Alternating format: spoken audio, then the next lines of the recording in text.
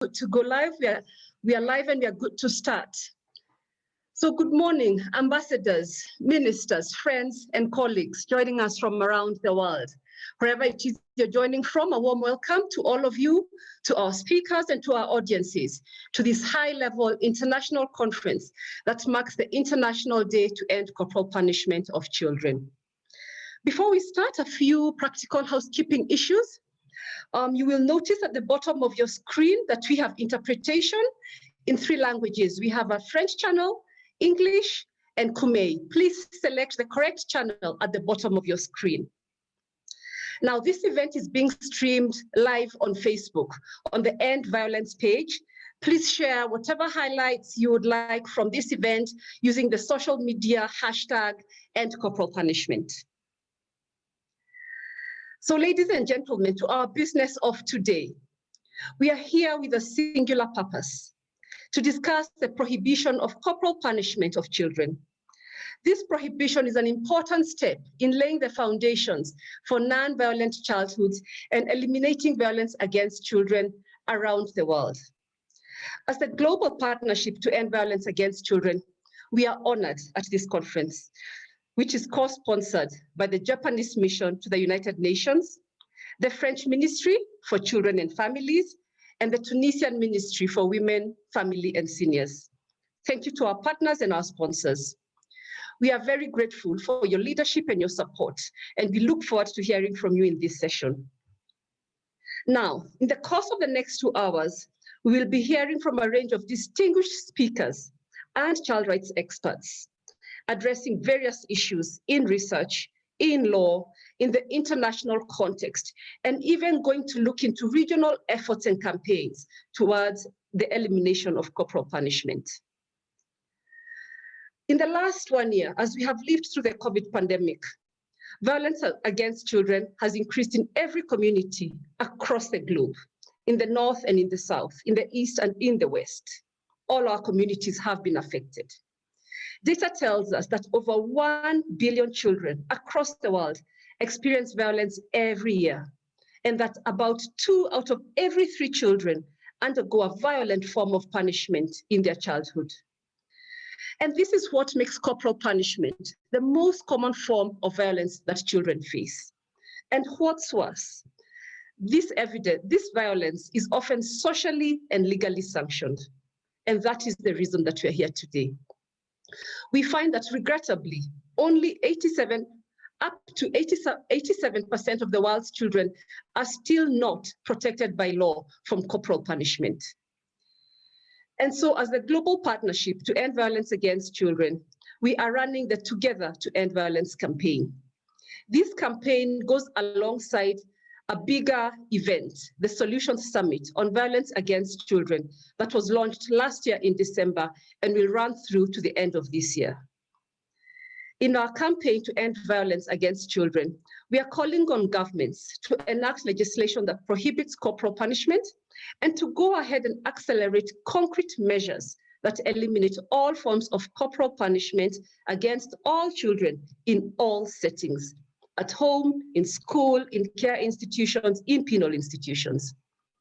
And so today, ladies and gentlemen, we will be hearing what has been learned and what we need to do next in order to end this most prevalent and accepted form of violence against children.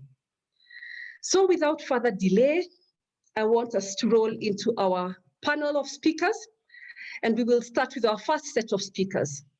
We are privileged today to have 2 young people joining us from different parts of the world, and they will be telling us what they think about corporal punishment. They will share their own perspectives and those of children. Ladies and gentlemen, I'm delighted to introduce to you our first speaker, Erica, who has been a strong advocate for children. Erica, you have the floor now. You may speak.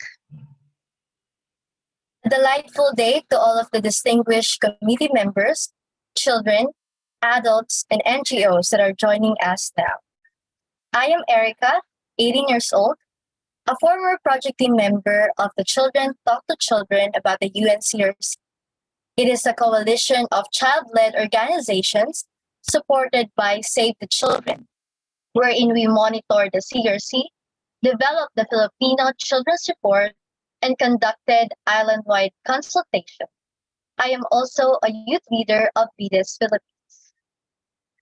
Last 2019, I was given a chance to speak about justice for children in justice at the 30th celebration of UNCRC in UN Geneva. But today, I will be talking about a topic that is not new for us, but at the same time, not significantly recognized as a form of violence because of its prevalence in many settings. The issue gradually increased due to the COVID-19 pandemic and the effect of simultaneous lockdowns and parents' income loss. This is the issue of corporal punishment. And since I started advocating at the age of 12, this is the first issue that I have learned, and thus, the popular topic in every consultation that I have attended. It is something that almost all of the children and youth participants can relate to. Further discussions unveil the traumas children experience because of it. This made me even more attached to the topic. That even though in school-related researches and theses, I tried to introduce this topic to my classmates and teachers. At first, they did not saw it as a problem, maybe because they think that they are still alive and can go to school, even though they have been spanked. Unfortunately, that is not the case for everyone. Based on the Filipino Children's Report, corporal punishment causes depression, low self-esteem, rebellion, and physical and emotional damage to children. Children that experience this kind of punishment deemed to experience various emotions such as shamefulness, sadness, and suicidal thoughts. I am one of the many witnesses on how different NGOs in the Philippines tried to lobby and campaign to pass the Philippine Anti-Corporal Punishment Law. It has not been an easy road, and it took many years to see the bill progress in the House and Senate. And when it finally moved up, it was vetoed.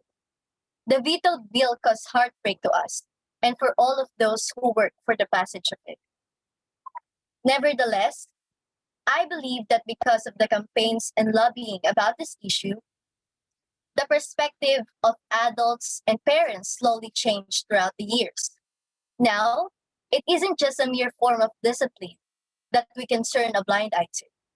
Rather, a discipline that tramples and degrades the child's ratified by our country. There is more that we can do. The fight for equal protection of children and adults should still be carried out despite of this. If you cannot discipline an adult using violence, so should it be for the children. As mentioned in the Universal Human Rights, we are all born free and equal. The tradition of violence has been passed down from generation to generation, and this should be stopped now and redefined. In contemporary times, we should promote a discipline that would treat the children equal to adults, and that is what we call the positive discipline. Debunking the preconceived notions of positive discipline, this type is not a discipline that would allow children to disrespect their parents or be entitled to do whatever they want and not have the rules for themselves. That's not the positive discipline all about. It is a way that would help children understand where they went wrong without hitting them. And lastly, we ask our government officials and legislators to pass a law prohibiting corporal punishment and promoting positive discipline. We want to remind you about the commitments you have made about this issue and how it was included in the Philippine Plan of Action to End Violence Against Children. If we all aim to the popularization of positive discipline, we will destroy the long existing value of corporal punishment and the perspective that you are raising a spoiled brat if you don't hit your kid. Accurate information and support from both government, NGOs, and parents are needed to carry out this dilemma and end all forms of violence against children. That would be all. Thank you and good day to everyone. Thank you, Erica. Thank you very much for your very clear statement and your call to governments and to communities, that reminding us that children are equal to adults. And on that, I would like to invite our next youthful speaker, Sebulime. Sebulime, you have the floor. Please unmute and go ahead. Welcome. Thank you. My name is Musasi Sebulime. I am 17 years old. I use from Uganda. I use speaker from Uganda. I am happy to be here to share with you my views on corporal punishment. So, thank you.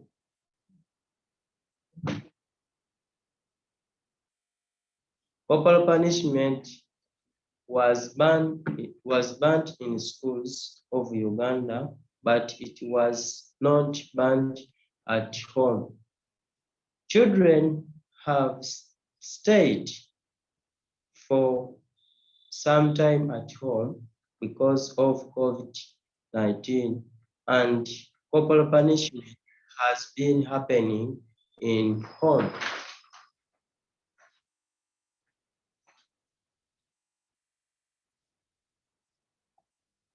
In talking of children's and other children, these were the views. Schools hide evidence to protect their pictures.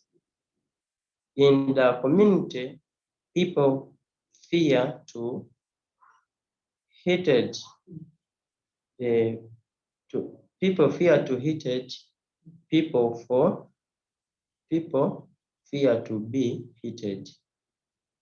The police hides.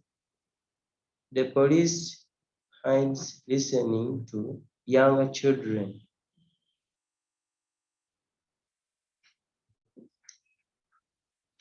Yeah. So instead, this should be done to improve this.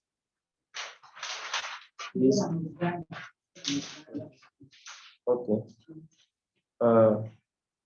Bineno bisaanidde okukolebwa. Bineno tukoze tutya okuggyawo corporal punishment. Be done to improve. Oba tukoze bwe tuti okuggyawo corporal punishment. Tukoze tutya okuggyawo corporal punishment. Tuyina okukansolinga abaana, okusomesa abazadde basobole okansolinga abaana okuggyawo corporal punishment, kubanga okusomesa oba counseling esinga okukwata kibuko n'okuba omwana. Bw'okuba omwana ebeera corporal punishment. So tusaanidde tusobole okuba kansolinga okuggyawo ekyo. Ekirala, omwana bw'abanga akoze bulungi omuwaayo akalabo okumusanyusa, so that n'olulala agenda kukola bulungi mulimu ebintu nga alikola bulungi ng'asuubirayo ekirabo. N'akola obubi naye afune okuyigira ku munne nti asaanidde okukola obulungi abe ng'afuna ku kirabo ekyo. Tuyina okusomesa abaana. Abaana tulina basomesa busomesa, so si kubakuba, wabula okubayigiriza kye nayogeddeko counseling. N'oba counseling n'obatuuza n'oyogera nabo ng'abantu abakulu.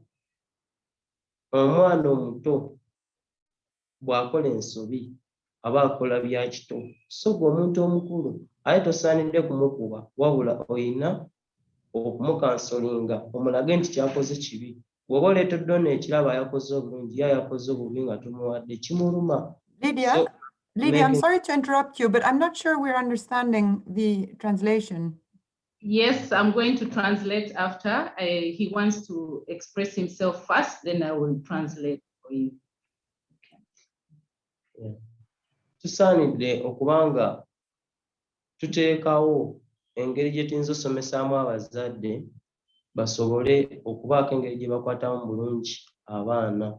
Omwana obanga omusomesezza ky'alina okukola, sisuubira nti ate agenda kikola bubi so nga tumaze kumukuba. Tulina okuteekawo okusomesa community. Maybe oyinza okuyita nga meeting, oyinza otuukira chairman n'atuuza meeting ne baba nga basomesa abazadde oba batuuze engeri gye bagenda okansolingamu abaana ku kyalo. Yeah. So just to translate what Sebulime has been saying, he says that we should, what he discussed with his fellow friends about ending corporal punishment. One is to counsel the children instead of hitting or administering corporal punishment. He says, if a child has behaved well, let us be able to reward the good behavior, so that when you reward the good behavior, the other children who are behaving badly would actually see it as something that is positive, and it would stop them from actually committing any things that would lead the adults to administering corporal punishment. He also says we should talk to parents to treat children as equal as they are. He says treat children with equal rights as parents and as any adults. Children have the same rights as adults.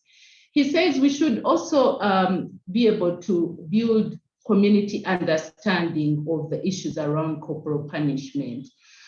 He says there's a lot of stress that is happening within the communities, and the adults take on this and actually administer corporal punishment when they have their own stress. And we should also talk about anger management within the communities, because that is also one of the ways in which parents are going on and administering corporal punishment. Thank you very much, and also thank you for giving him the opportunity to express himself in a language that he could be able to express himself. Thank you, Sebulime, and I think it's very welcome that when we see ourselves expressing ourselves in the languages we are most comfortable with. So thank you for that diversity, and we celebrate you. And thank you for the very strong message on really what communities need to do. And so having heard from our two youth speakers, thank you, Erica and Sebulime, I would like now to invite His Excellency, Mr. Kimura Tetsuya, the Ambassador of Japan to the United Nations. Your Excellency, you have the floor. Thank you, Madam Chair, Joanne. Good morning, good afternoon, good evening, wherever you may be. Excellencies, dear colleagues, it is my honor and pleasure to be invited to today's important conference. I thank Erica and Sebulime for their strong messages. On the occasion of International Day to End Corporal Punishment of Children, Japan is pleased to be a co-sponsor of this event, together with France and Tunisia. As a board member of the Global Partnership to End Violence Against Children and one of its pathfinding countries, Japan reaffirms its unwavering commitment to ending violence against children and creating a safer environment for them, including under this particularly difficult time of the COVID-19 pandemic. Every child is entitled to freedom from fear and freedom from want, with an equal opportunity to enjoy all their rights and fully develop their potential. To this end, the international community must first keep its promise, ending all forms of violence against children by 2030, including corporal punishment. Even during the crisis, ending violence is possible. We need to accelerate and scale up our efforts to ensure human security of all children by taking a people-centered, comprehensive, context-specific and prevention-oriented responses that strengthen their protection and empowerment. It is critically important to create a society where children are protected from corporal punishment in all settings, and to provide a safe and supportive environment for childcare.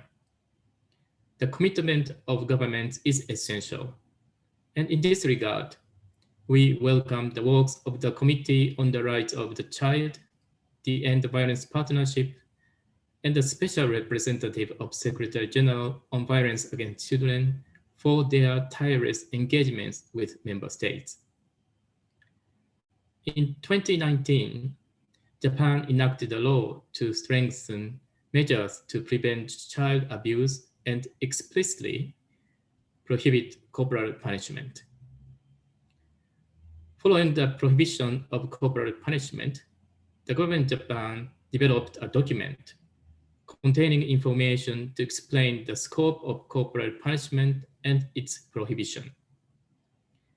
As children spend more time at home under the current COVID-19 pandemic and are exposed to higher risk of corporal punishment, the government is redoubling its effort to disseminate this information for safe parenting and help parents and caregivers at municipal levels. Early detection of child abuse is also a key to protect children. To promptly respond to child abuse, we are mobilizing local networks and running mechanisms for frequent monitoring of vulnerable children. Japan is alarmed by the impact of COVID-19 on children and parents placed under already fragile situations. Amidst the pandemic and social instability, safe parenting is a key to keep children safer and maximize children's life opportunities. In March, we made a contribution of approximately $1.4 million to the fund to end violence against children. Through the assistance, 400,000 parents and children in Uganda and Kenya will receive support for parenting and child safety. Safe parenting will reduce the risk of violence, abuse, and exploitation, and contribute to ensuring the right to education, standards of living, and human security. Japan is determined to make every effort to achieve target 16.2 of the SDGs and to ensure security for all children. We are currently at the final stage of the development of our National Action Plan to end violence against children, in which we identified corporal punishment as one of the priority areas, with children's voices heard. We will continue to work to end all forms of violence against children and call on other member states to join this effort. I thank you, Madam Chair.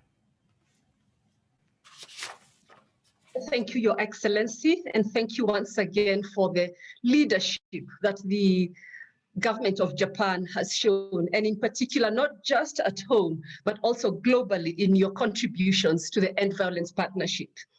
And interesting to see the synergies between Japan and Uganda when you speak of the support to the parenting programs. So thank you, Your Excellency. I would like now to call upon our second co-sponsor of this event from the government of France. I would like to invite our next speaker, Mr. Adrien Taquet, who is the Secretary of State for Children and Families from Government of France. Mr. Taquet, over to you. Merci beaucoup. Bonjour, bonjour Joanne. Bonjour à tous, mesdames et messieurs les ministres, mesdames et messieurs les ambassadeurs. J'espère que vous m'entendez bien. Bonjour à tous, chers amis, chers collègues, chers amis du partenariat, chers enfants qui êtes aujourd'hui avec nous. C'est avec grand plaisir que je vous retrouve cette année, en cette journée, après l'excellente conférence que nous avions eue en novembre dernier, qui avait réuni pour la première fois d'ailleurs les pays européens du partenariat. Et je me réjouis de pouvoir cette fois échanger avec des collègues de tous les continents réunis pour une préoccupation qui, elle, est universelle, le respect du corps de l'enfant. Et je remercie en particulier nos amis japonais, tunisiens, qui, aux côtés de la France, parrainent cette conférence sur l'abolition des châtiments corporels. Cela fait maintenant plusieurs années qu'une prise de conscience a lieu à travers le monde. Non seulement nous savons que la violence ne peut pas être un mode d'éducation, mais nous avons également progressé dans le repérage de tous les types de violences dont sont victimes nos enfants. Nous en voyons maintenant les effets, y compris au sein des cercles qui devraient être les plus protecteurs, à savoir la famille. Les études ne manquent pourtant pas pour démontrer, nous le savons, les effets néfastes de ce qu'on appelle parfois les violences éducatives ordinaires, perturbation du développement cérébral chez l'enfant, problèmes anxieux, dépressifs, problèmes cardiovasculaires, difficultés émotionnelles, difficultés interpersonnelles. Plus l'enfant qui subit ces violences est jeune, on le sait, plus les effets en seront redoutables. C'est ce que nous apprennent notamment les travaux réalisés depuis plus de 30 ans, notamment les neurosciences, autour de cette période cruciale de la vie que sont les 1000 premiers jours de la vie de l'enfant, des travaux qui trouvent à l'heure actuelle en France, pour la première fois dans notre pays, une traduction politique avec la création d'une véritable politique publique autour de cette période cruciale de la vie, sur le modèle notamment de ce qui existe dans un certain nombre de pays nordiques du nord de l'Europe. Je pense notamment à la Finlande. Et en ce sens, avec ce programme autour des 1000 premiers jours, qui est un programme de prévention pure, d'accompagnement à la parentalité, qui était évoqué à l'instant, avec cette politique-là, nous approfondissons une démarche qui avait été initiée en France par une loi adoptée le 10 juillet 2019, portant interdiction de ce que nous appelons les violences éducatives ordinaires. Et une loi qui prévoit que les titulaires de l'autorité parentale doivent exercer cette autorité sans aucune forme de violence, qu'elle soit physique, verbale ou psychologique, sans aucune forme d'humiliation. Et cette loi constituait déjà un pas important qui va trouver d'ailleurs des développements dans le cadre du projet des 1000 premiers jours que j'évoquais à l'instant, dans les semaines et dans les mois qui viennent dans notre pays. Mais parce que nous savons qu'il n'y a pas de violence légère ou acceptable lorsqu'il s'agit d'enfants, parce que nous connaissons les séquelles, je l'évoquais, qu'elles ont sur l'individu, sur l'enfant, sur l'adulte qu'il sera plus tard, mais aussi sur la société tout entière, parce que nous avons conscience de la demande d'un grand nombre de parents, d'un grand nombre de professionnels aussi, qui veulent être mieux accompagnés, nous devons aller plus loin que les initiatives que nous avons prises dans notre pays. Et le gouvernement attache une importance cruciale à la prévention de ces violences. Nous savons que tout parent peut connaître des difficultés à élever, à éduquer ses enfants, à exercer son autorité. Ce n'est pas toujours facile d'être parent. La violence peut alors traduire un aveu d'impuissance dans une situation de souffrance qui peut être partagée. Alors, l'expérience de la crise sanitaire qu'un certain nombre d'entre vous, adultes et enfants, avaient évoquée, nous a montré évidemment que cette tendance est beaucoup plus présente que l'on ne le croit. Les mesures de confinement, évidemment, les fermetures d'écoles, parfois, ont été une épreuve pour les parents comme pour les enfants. Et nous avons eu à cœur ici en France, d'une part, d'éviter au maximum de fermer les écoles, et par ailleurs, lorsque tel était le cas, et globalement pendant toute cette période de crise sanitaire, nous avons veillé à diffuser notamment toutes les fiches, les guides de bonnes pratiques de l'Organisation mondiale de la santé pour aider les parents à gérer plus facilement cette situation qui pouvait être particulièrement tendue. Et c'est au quotidien que ce travail doit continuer à être mené. J'ai donc souhaité que nous renforcions les actions de sensibilisation sur les conséquences des châtiments corporels, sur le développement et sur la santé de l'enfant, mais aussi accompagner les parents vers une éducation sans violence. Cette politique de soutien à la parentalité s'inscrit dans une démarche que vous connaissez bien, que vous partagez, je pense, de prévention primaire, qui vise à garantir la qualité des liens entre les parents et leurs enfants et à prévenir les risques qui peuvent peser sur ces relations intrafamiliales. La violence ne résout rien, évidemment, et encore trop souvent, plus encore, elle tue. Et elle tue encore dans nos pays, elle tue encore en France. Au premier semestre 2019, ce sont 131 infanticides qui avaient été commis en France. C'est un infanticide tous les 3 jours. 67 d'entre eux avaient eu lieu dans le cadre intrafamilial. Et ce sont ces chiffres glaçants qui continuent à me mobiliser, à nous mobiliser, nous poussent à agir. J'ai présenté fin 2019 une stratégie nationale de prévention et de protection de l'enfance, ainsi qu'un plan de lutte contre les violences faites aux enfants et que nous continuons à déployer. Cette année, je me suis particulièrement attaché à lutter contre le fléau des violences sexuelles faites aux enfants. On sait que parfois, il y a un continuum, ce n'est pas systématique, mais parfois un continuum de violences. Nous venons d'adopter au Parlement une loi qui a créé un seuil d'âge de non-consentement à 15 ans. Pas de relation sexuelle possible entre un adulte et un enfant de moins de 15 ans. Et seuil de non-consentement qui a été relevé à 18 ans en cas d'inceste. Cette loi criminalise par ailleurs le recours à des mineurs en situation de prostitution. Cela crée un nouveau délit, notamment le délit de sextorsion, le fait pour un adulte d'inciter un mineur via Internet, via des webcams, à commettre sur lui-même ou sur un tiers des actes de nature sexuelle. Malheureusement, un certain nombre de comportements, de menaces qui se développent de plus en plus ces dernières années dans le monde. Et j'ai par ailleurs enfin lancé le 11 mars dernier les travaux d'une commission que j'ai créée, une commission indépendante sur l'inceste et les violences sexuelles faites aux enfants, qui s'inspire des initiatives qu'un certain nombre d'entre vous avez menées dans vos pays.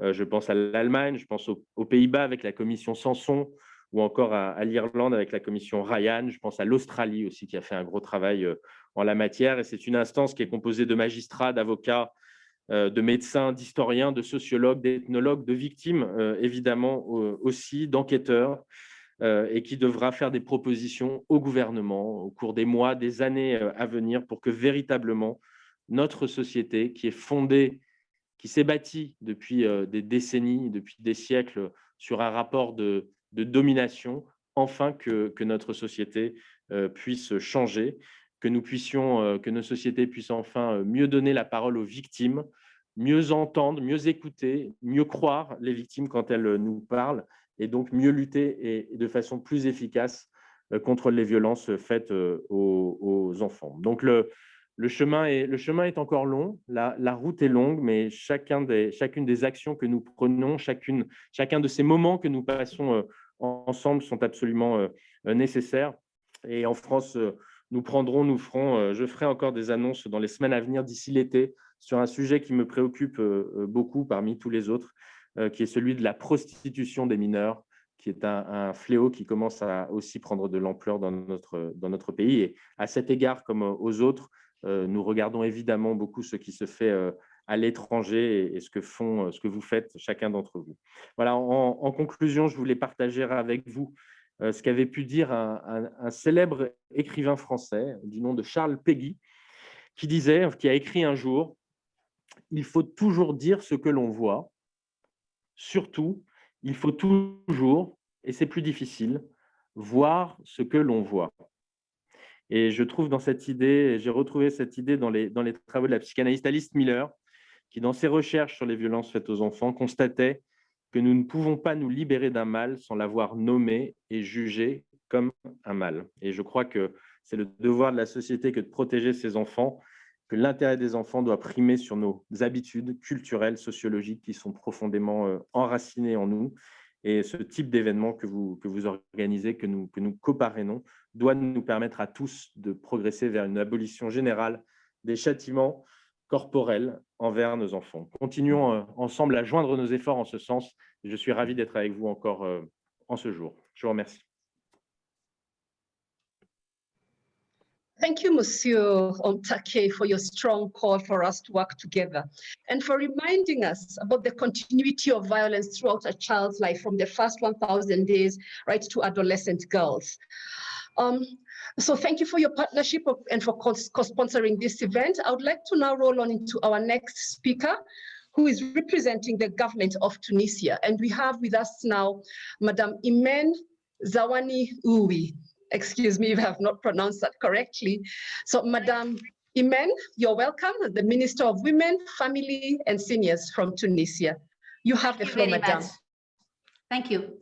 Mesdames et messieurs, honorables intervenants et invités, nos chers enfants, j'ai l'honneur aujourd'hui de représenter mon pays, la Tunisie, en prenant part à cette conférence internationale de haut niveau sur la prohibition de toute forme du châtiment corporel à l'égard des enfants. Et je remercie vivement les organisateurs pour le choix de cette thématique. Mesdames et messieurs, la Tunisie a accordé depuis son indépendance une importance primordiale au capital humain dont elle dispose, et ce, dans une perspective de développement durable. La famille, les femmes et les enfants étaient women and children were and are always han sido y continúan siendo o estando en conventions internationales et régionales en relation avec les droits des enfants. En effet, la Tunisie a ratifié la Convention internationale des droits de l'enfant en 1991, occupant ainsi la 9e place sur 163 pays et a, en octobre 2019, adhéré à la Convention du Conseil de l'Europe sur la protection des enfants contre l'exploitation et les abus sexuels, également appelée la Convention de Lanzarote, pour être le premier pays en dehors des pays européens à y avoir accédé. Au niveau national, la démarche protectrice n'a cessé d'être renforcée.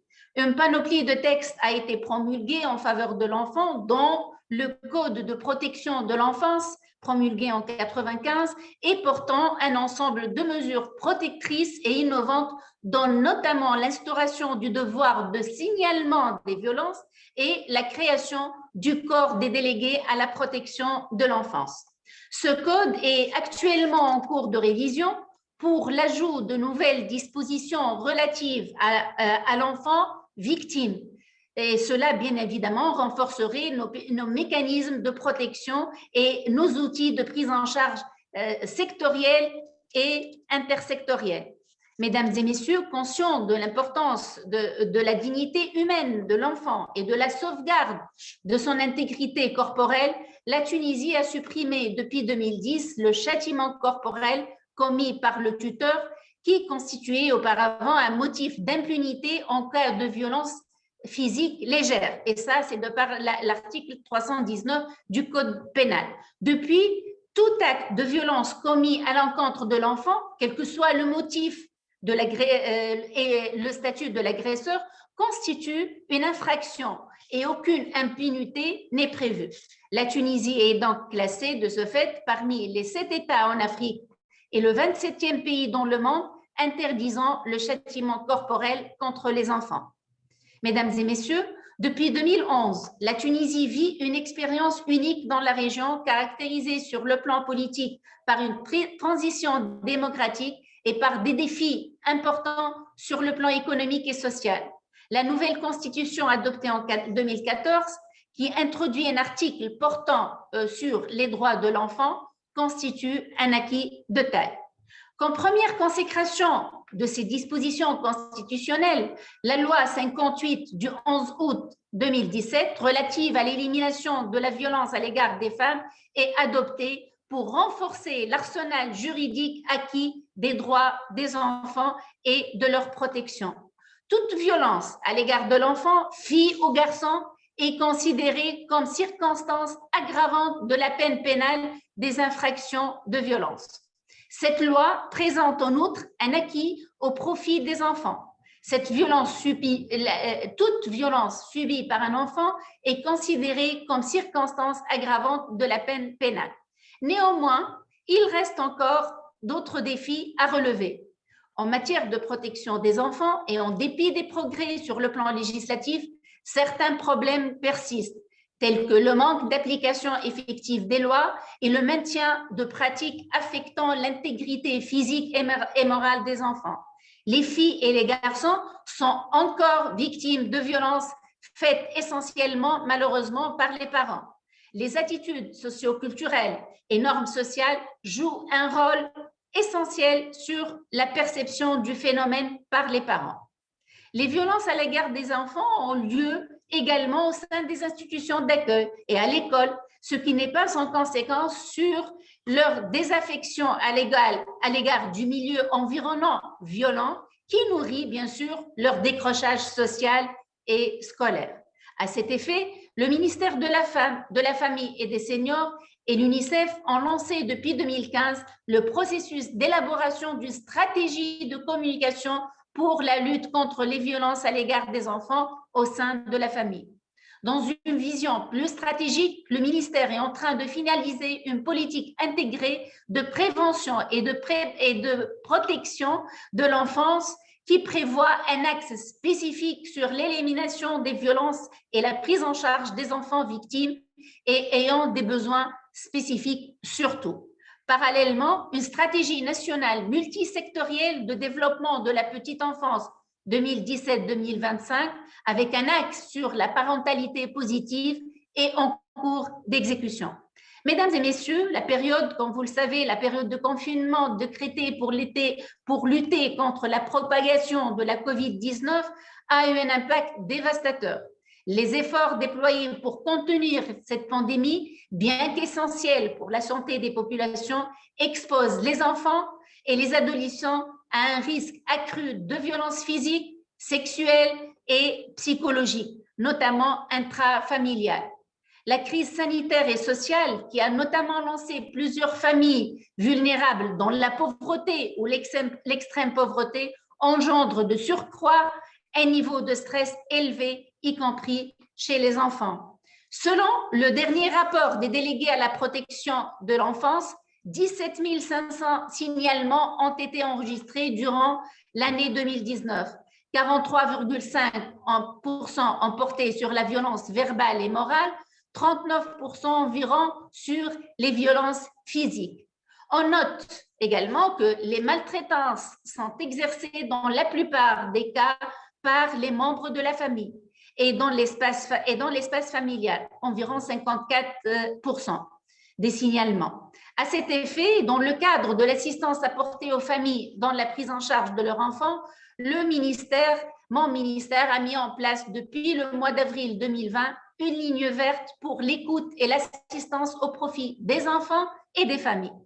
Mesdames et messieurs, je tiens en cette occasion à réaffirmer l'engagement de mon pays pour le renforcement des droits des enfants et je tiens à rappeler que la Tunisie a été choisie pour abriter la 4e conférence internationale de haut niveau sur le thème pour une enfance sans châtiment corporel qui aura lieu en 2022, j'espère, et dont l'objectif de lancer l'initiative, bien évidemment, en Afrique et dans le monde arabe, créer une dynamique autour du thème et surtout renforcer l'engagement des États à s'impliquer dans la lutte contre les châtiments corporels sur les enfants.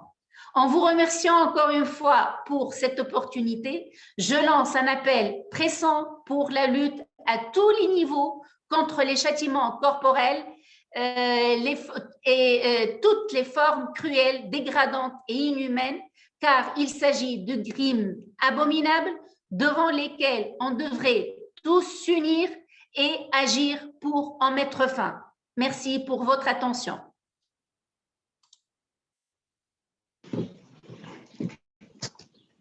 Madam Imen, thank you very much.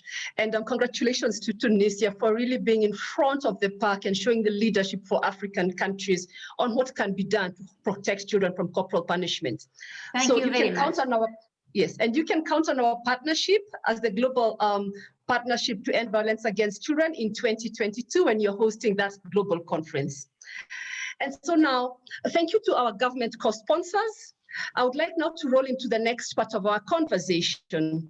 And here we'll be hearing from different representatives of the UN. Allow me to introduce two speakers at this time together. I would like to introduce Dr. Najat Maala Majid, who is the UN Special Representative of the Secretary General on Violence Against Children.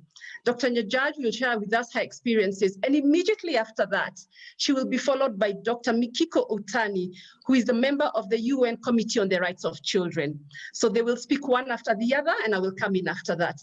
Dr. Najat, you have the floor. Welcome. Thank you, Joan. I hope you hear me well. Excellencies, distinguished participants, dear young people, it is a pleasure to take part in this important discussion on laying the foundation for non-violent childhood, particularly in the current challenging pandemic context that exacerbates violence against children. No violence against children is justifiable. Yet, we know that many forms of violence are still regarded as normal or even necessary parts of growing up. This is seen most perversively in relation to physical and humiliating punishment, the most common form of violence against children worldwide. International and regional human rights standards are clear. Physical and humiliating punishment is a violation of children's rights. The 2030 Agenda for Sustainable Development also contains a promise to end all forms of violence. If we do not end physical and humiliating punishment, we will not achieve SDG target 16.2. Indeed, physical and psychological punishment of children by caregivers is one of the forms of violence explicitly included in the SDG indicator framework. Ladies and gentlemen, beyond international and obligation political commitment, there are other compelling reasons to end these practices. We have decades of evidence on the impact of the physical and humiliating punishment. The message is clear and consistent. It carries multiple risks of harm and has no benefits. Physical and humiliating punishment is associated with increased violence in preschool and school-aged children. It can cause vicious cycles of escalating poor behavior and more severe punishment. Physical and humiliating punishment can have a negative effect on mental health, intelligence, and cognitive functioning. It is associated with an increased risk of behavioral disorder, anxiety disorder, depression, suicide attempts, alcohol and drug dependency, low self-esteem, hostility, and emotional instability. Experience of violence in childhood is linked to experience of violence in adulthood. For too many girls and boys worldwide, childhood experience of physical and humiliating punishment is the beginning of a life of violent victimization by authority figures and family members. Physical and humiliating punishment and partner violence are closely linked. The two kinds of violence often coexist, and experiencing physical and humiliating punishment as a child increases the chance of both being a victim and perpetrator of intimate partner violence as an adult. Physical and humiliating punishment teaches children that violence and coercion are acceptable way to settle disagreements or enforce a certain form of behavior. It is very difficult cycle break. And studies are also increasingly showing the links between physical and humiliating punishment and a wide range of negative and cumulative effects at a societal level, including approval and use of other forms of violence. For all this reason, we must end the use of physical and humiliating punishment. It harms children, it harms adults, it harms societies. Dear participants, one of the main instruments to achieve this is law reform. Prohibiting physical and humiliating punishment in all settings, including the home, is a vital step. It challenges the acceptability of violence. It makes the promise of equal protection a reality. We should celebrate the progress achieved so far. 40 years ago, only one state had banned physical and humiliating punishment in all settings. Today, nearly 1/3 of UN member states have done so, spanning all geographical regions. But even though law reform is important, It is only one part of the process. It cannot change attitudes and behaviors by itself. If we do not tackle norms that condemn the use of violence and promote positive discipline and parenting in home, community, school, and institution, the change in the law won't translate into a change on the ground for children. There is nothing natural or necessary about hitting children. The use of physical and humiliating punishment rather represents a choice. It is a choice shaped by harmful norms regarding the status of children and misconception about how effective discipline works. We must support parents and caregivers and teachers to make a different choice. They can choose positive discipline that sets boundaries for children, but that doesn't undermine their dignity. Positive discipline, positive parenting, raising children without violence involve practicing empathy, dialogue, and understanding how to treat child during different stages of their development. There is a strong momentum behind international effort to promote such positive discipline. We must ensure this momentum is maintained.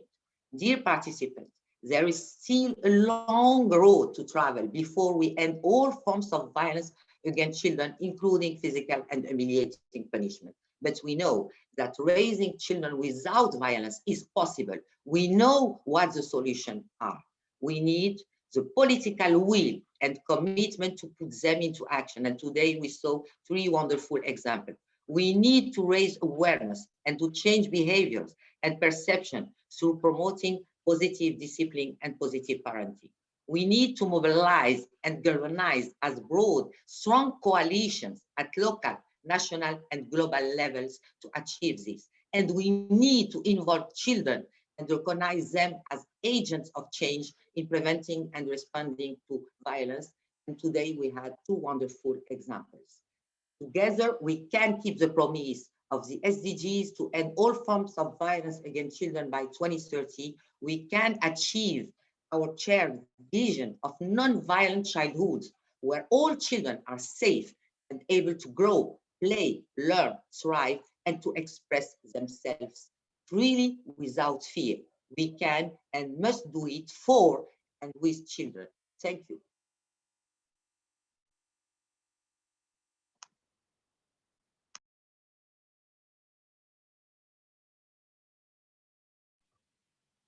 Dr. Mikiko, you're muted. Go ahead. Thank you. Thank you, Madam Chair. And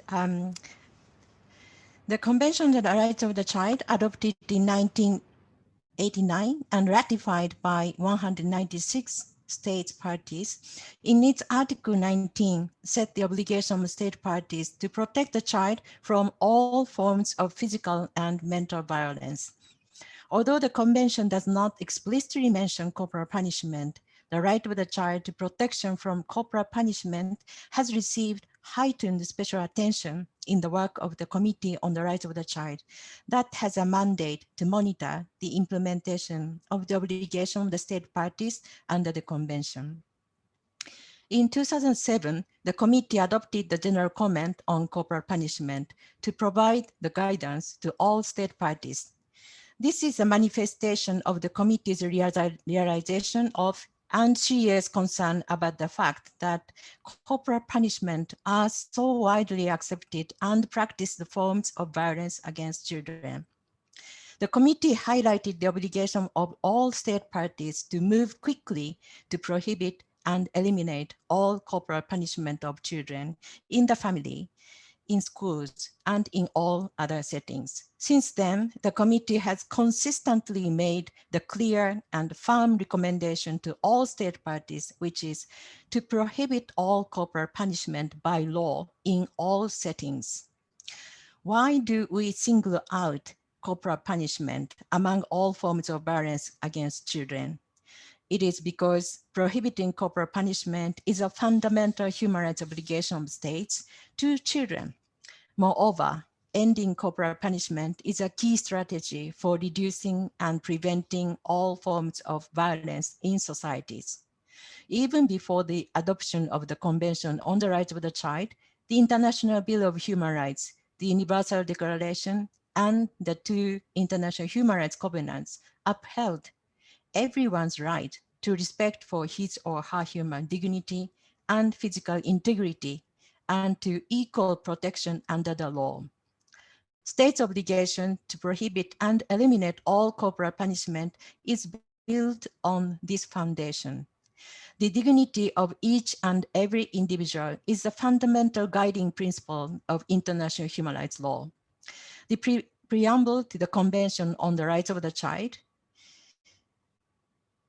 Convention affirms, in accordance with the principles in the Charter of the United Nations, which was repeated in the preamble to the Universal Declaration, that recognition of the inherent dignity and of the equal and inalienable rights of all members of the human family is the foundation of freedom, justice, and peace in the world.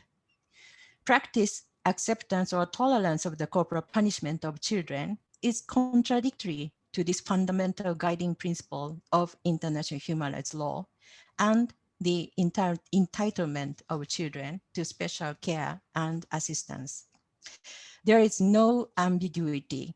All forms of physical and mental violence referred in Article 19 of the Convention does not leave any room for any level of legalized violence against children. Corporal punishment are forms of violence against children, and states must take all appropriate measures to eliminate them. In addition, Article 28, paragraph 2 of the Convention refers to school discipline and requires state parties to take all appropriate measures to ensure that school discipline is administered in a manner consistent with the child's human dignity and in conformity with the present convention. Some people may ask why prohibition by law is necessary among all measures, such as awareness raising and support for positive discipline. Of course, other measures are needed as well, but prohibition by law is critically important and absolutely indispensable. Corporal punishment of children has been traditionally accepted so long in our society. It may have not been even considered as violence because it has been practiced by parents and teachers in the name of love, discipline, correction, and education. In light of this reality, explicit prohibition of corporal punishment by law is required in order to make it absolutely clear that it is unlawful to hit or smack or spank a child in the same way as it is unlawful to do so to an adult, regardless of whether it is named discipline or reasonable correction. Prohibiting corporal punishment of children in the family is particularly necessary for the purpose of prevention by making change to attitudes and practice of parents. It is not for punishment of parents. It is not undue interference by states into family matters. It is to establish legal protection of children's rights to equal protection on an equal basis with adults and to provide an ambiguous foundation for child protection and for the promotion of positive, non-violent, and participatory forms of child rearing. A peaceful, a respectful, supportive child rearing environment free from violence supports the realization of children's individual personalities and fosters the development of social, responsible, and actively contributing citizens in the local community and larger society. Protection of the child from violence is a key strategy for reducing and preventing all forms of violence in societies and for promoting freedom, justice, and peace in the world. Children learn from what adults do. When the adults to whom a child most closely relates, such as parents and teachers, use violence in their relationship with the child, they are actually demonstrating that violence can be legitimate ways to change behaviors of others. So it is critical for children whether they become used to violence in those places of their daily lives, such as family and schools, or gain and develop capacities and skills to interact with others in a non-violent manner. Allow me to remind us that the United Nations proclaimed the period of 2001 to 2010 as the International Decade for Culture, Peace, and Nonviolence for the Children of the World.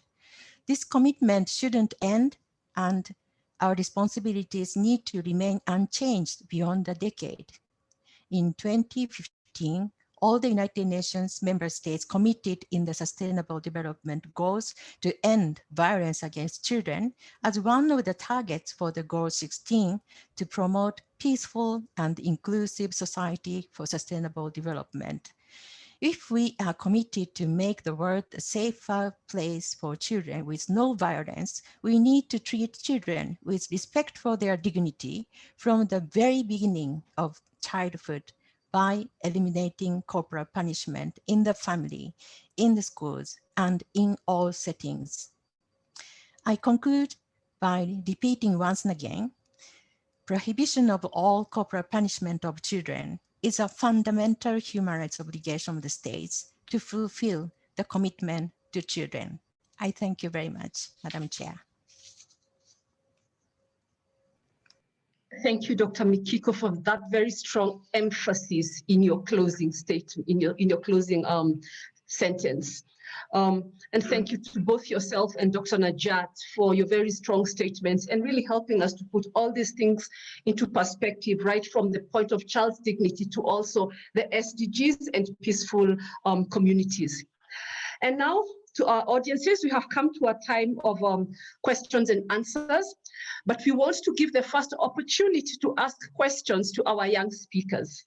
And so allow me to invite Erica to ask a question to Dr. Mikiko. Erica, you have the floor, and Dr. Mikiko will respond immediately. Yes, hello. Good day, Dr. Mikiko Otani. Actually, I would like to ask, what do you think is the worst effect of using corporal punishment to a child? I'm sorry. This should be for Ms. Kirchhoff. For Dr. Mikiko Otani, corporal punishment is seen to be popular in Asian countries. And as Japan being part of Asia, and as one of the few Asian countries that made a law against corporal punishment, what do you think would be the best approach that we could use as also a part of an Asian country so that we can also pass a law and appeal to our government officials? Thank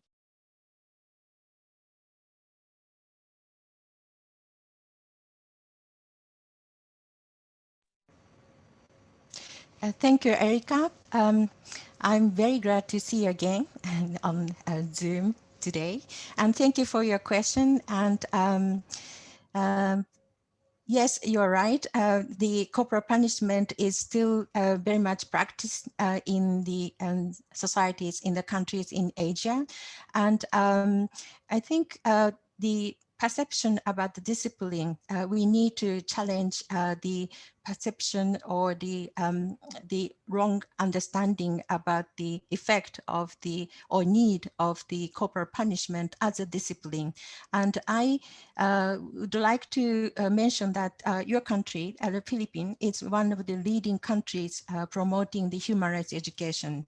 I think the one way to promote the elimination of the corporal punishment in Asian context is that we need to teach the children how to respect the how to understand their own rights, but at the same time to respect others' rights and not to make harm to others.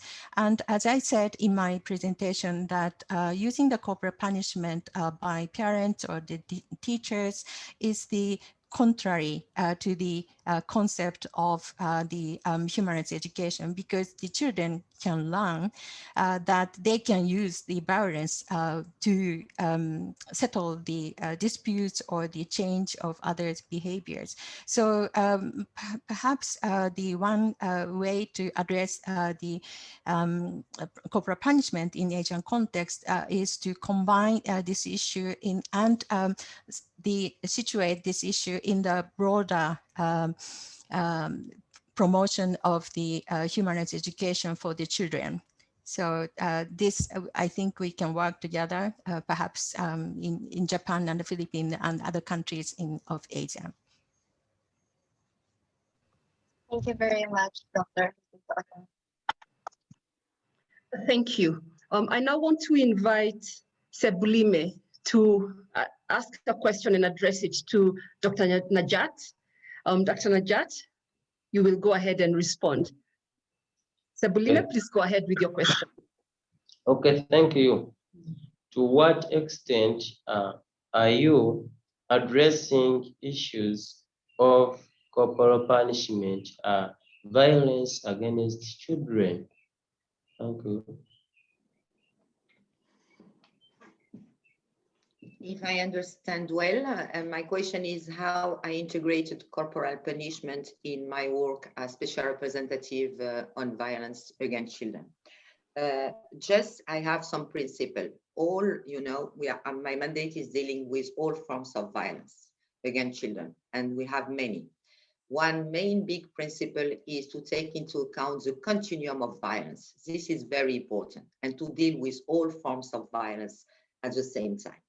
This is one. The other thing that it's important is also not only corporal punishment, but I add humiliating punishment, because it's not visible, but also it's very important to take into account, but because the impacts are very, very important.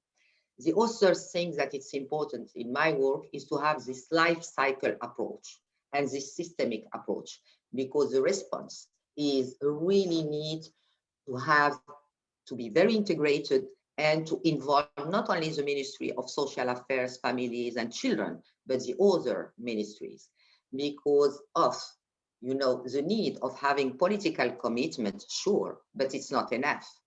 And the other point is having strong legal framework that define clearly what is our meaning of corporal and humiliating punishment. This is very important. The third point is really implementing, because in many countries you have wonderful plan of action, you have wonderful legislations that are not duly implemented, that are not duly well known. And this is really important also really to monitor the implementation of legislation. But it's not enough, because you need also to make sure that children who are victims have access to justice, to child-sensitive and gender-sensitive reporting mechanisms that promptly address their needs. It's also not enough. You need also to work on social norms and to promote positive discipline, positive parenting, and to promote protective social norms. And to do that, it's not only about having a raising awareness campaign in one shot, but an ongoing, really changing mindset, involving, all key actors, community leaders, families, and children themselves and young people. This is very important. The other point is prevention. And prevention is important because we need to identify the risk factors that we need to detect very early, and also the protective factors to build on it. And to do that, it's important also to strengthen all the frontline workers, all the frontline services. It's very important. But also that it's not enough. We need also to make sure that we have dedicated budget and dedicated qualified human resources. And this is a big challenge worldwide. Another point that is also very, very important is also to take into account all the issue of monitoring and accountability. This also is very, very important. And to do that, this is my mandate, as you know, is a global advocacy mandate, and I am playing a role as a bridge builder at global, regional, but also national level during my country visit, and also using the SDG framework, not only SDG 16.2, but the whole SDG framework, because you have many, many drivers of violence against children that are included in the SDG framework, and to ensure really that violence against children is prevented and duly addressed. And to do that, you know, I am working closely with all key stakeholders, states, at global and national level, within the UN system. And I am very happy to have Dr. Mikiko with us, because we involved UN Interagency Working Group on Ending Violence, UN Task Force, and all the UN network to really advocate, to mobilize all key stakeholders to make sure that these forms of violence is really tackled and addressed, as well as the others. This is very, very important, but also in the same time to promote and to share good practices, because worldwide you have many, many good practices that need to be shared regarding positive discipline, positive parenting. And as pediatrician myself, and as I was working many years with children, I think what is important also is to highlight the cost of non-acting, the impact, the mental health impact, the human cost, the economic cost of non-addressing that. And to do that is not only myself and my team, but also involving all, you know, the partners regarding, you know, those who are going to implement, and also to have a strong mobilization. And I just want to have a last message, and I am duly convinced that children and young people are wonderful agents of change, and really you can make the difference. I saw many good examples when children themselves become agents of positive change, you know, showing that it's possible really to express, to discuss, and to have a kind of positive education and the possibility of raising children without violence. Over to you. Thank you, Dr. Najat, for a very well-rounded answer, which really focuses on the practical measures, the very practical things that need to be done, and for closing on such a strong note that children as agents of change, and you can see them here. And thank you so much, Erica and Sebulime, for your very well thought out questions and very clear answers from Dr. Mikiko and Dr. Najat. Now we are coming to a very exciting part of this conversation. We want to hear from our audiences. And for this purpose, we have prepared a poll with 2 questions. May I ask for the poll to be shared? So we have 2 questions to our audiences, and I'll go through these questions. The first question is corporal punishment prohibited in your country in all settings? We want you to tell us yes or no, and we can see your votes as they're coming in. And the second question is, if you had to choose one measure that you would like your government to take in order to address corporal punishment of children, what would it be? And we have options here. 1 is enact the law, provide support to caregivers, teacher training, or public awareness campaigns. Please keep your answers coming in. I can see them coming in fast and furiously. On our first question, is corporal punishment prohibited in your country in all settings? Remember, in all settings, at home, in school, penal institutions, care institutions. Okay.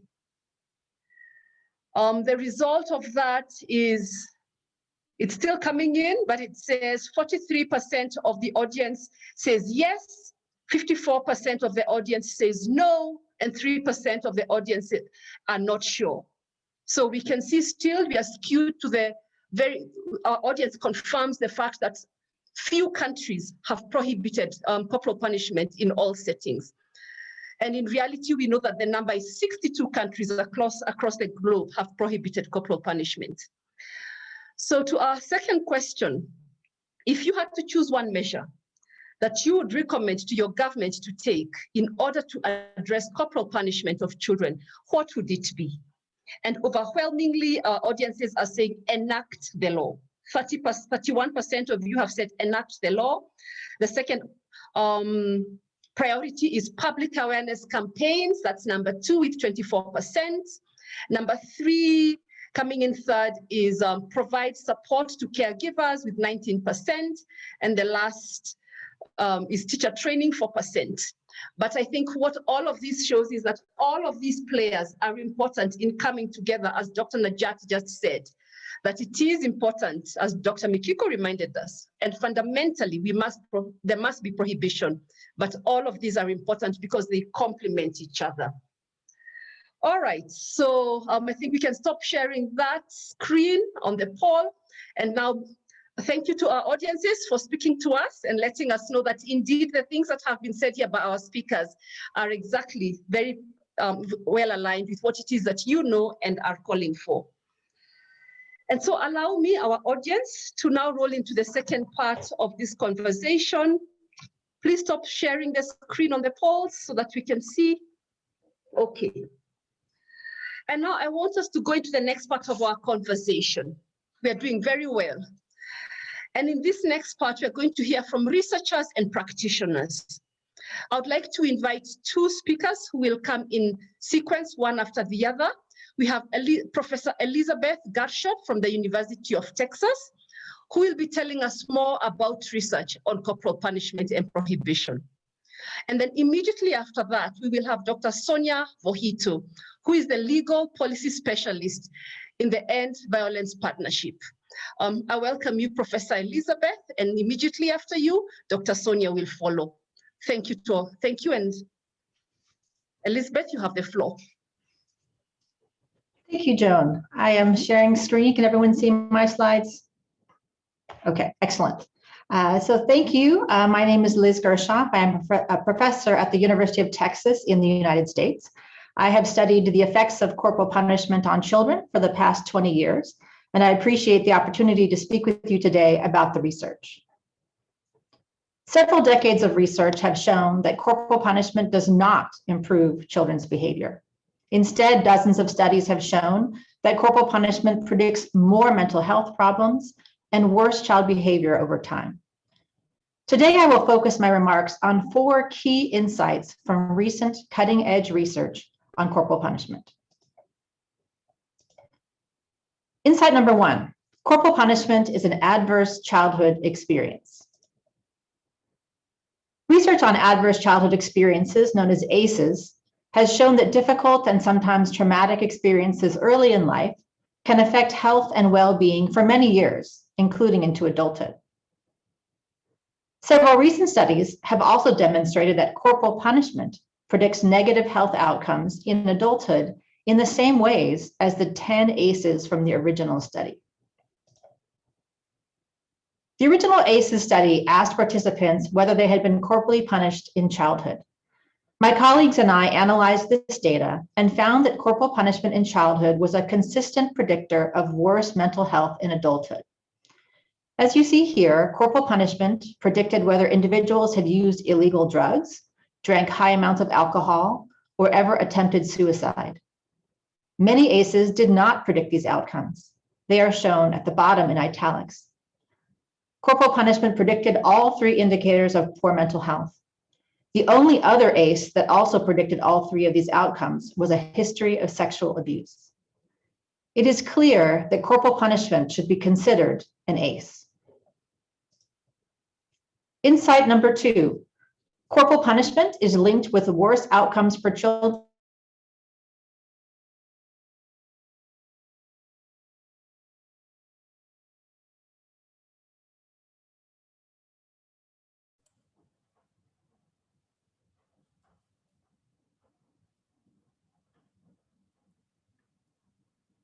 Joan, I'm afraid Liz froze. Can you hear me? I think we've lost Elizabeth. I wonder if we should I think we've lost Elizabeth. Perhaps we can bear with us. We can give her a moment to see if she comes back. Sonia, could you be on standby? And she's sharing screen. Okay, I think we've lost Elizabeth. I think she will come back to us. Okay, in the meantime, allow me to just react to that and invite you, Dr. Sonia Vohito, to speak to us, and we'll come back to Elizabeth as soon as she's back online. Sonia, please go ahead. Yes, Sabine will be sharing a screen.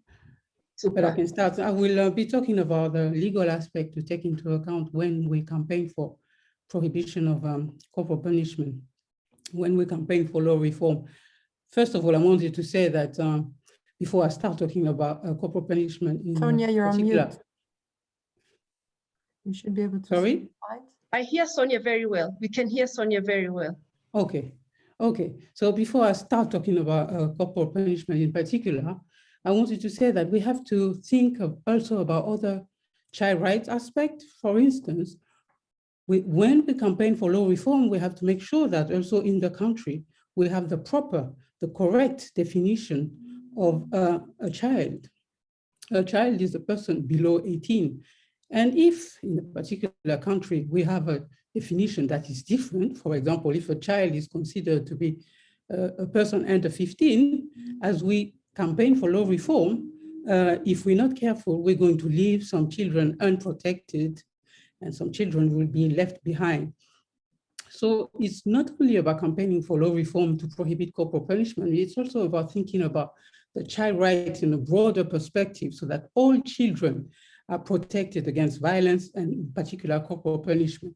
So that's what I wanted to say as I introduce my, my notes today. So in a country, as we campaign for law reform, how actually do we know that corporal punishment is lawful in our country? We can find corporal punishment in written laws, provision about corporal punishment in written laws. For example, in English common law countries, we will find typical provision like justifiable, reasonable, moderate punishment. We find that, for example, in England, obviously, but in Tanzania, Ghana, Trinidad and Tobago, typically former English British colonies. We can also find a provision of corporal punishment in other laws which are not common law countries.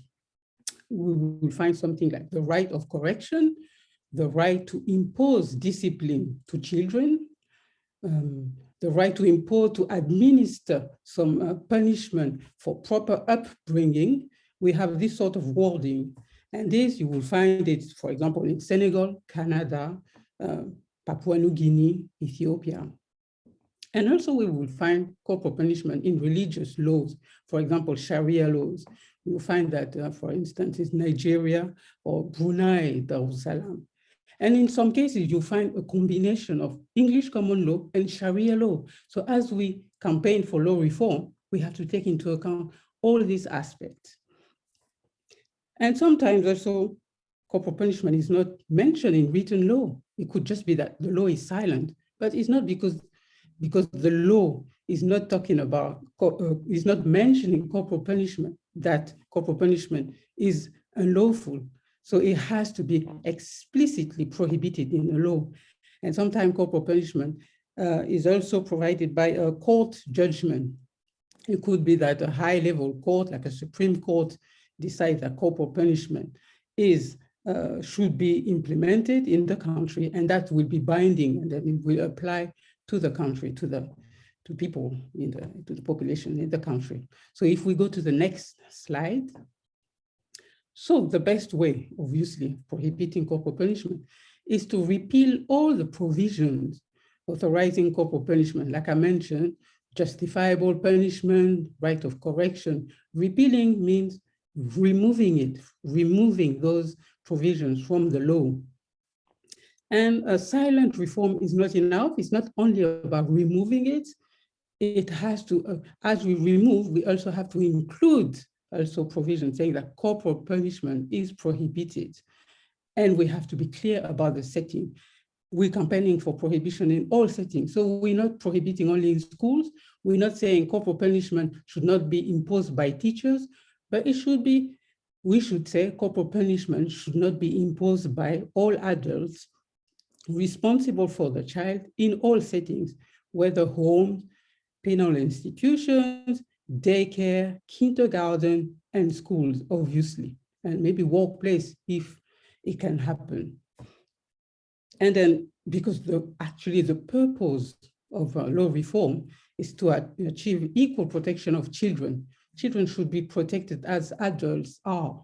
There's no reason why children who are more vulnerable should not be protected just in the name of discipline.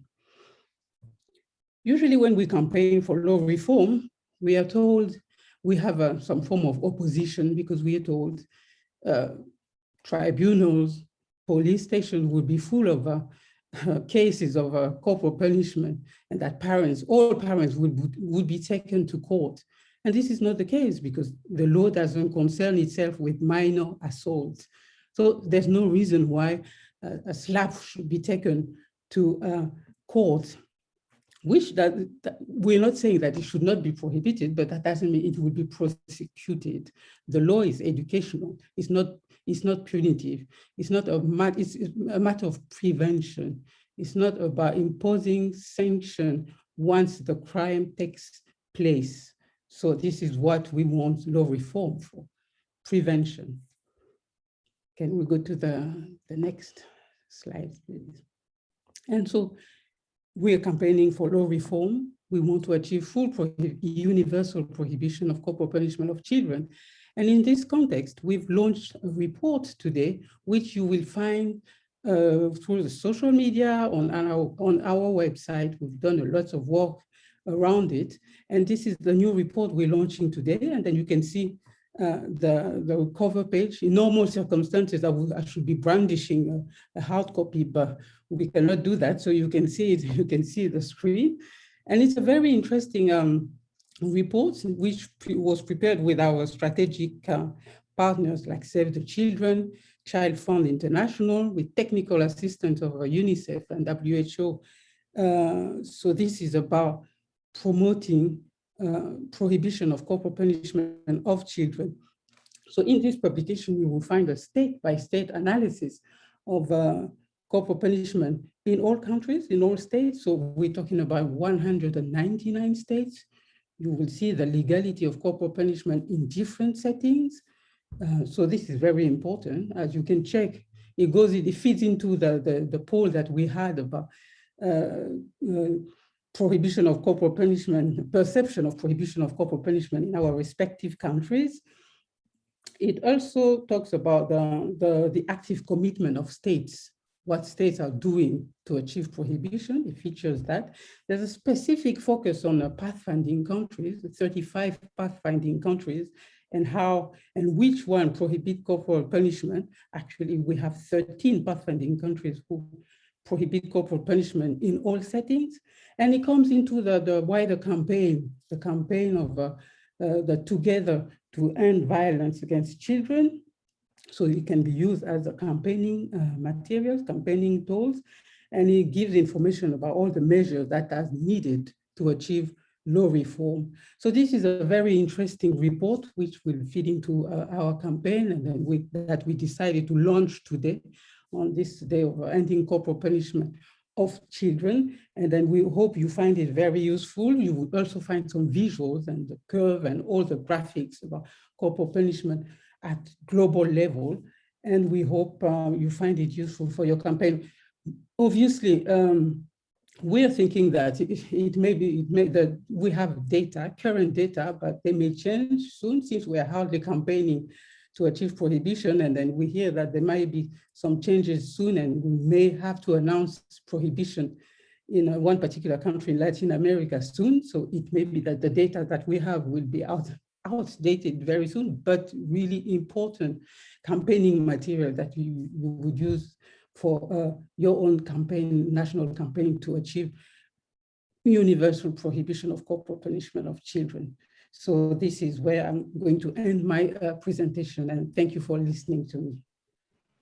John? Thank you.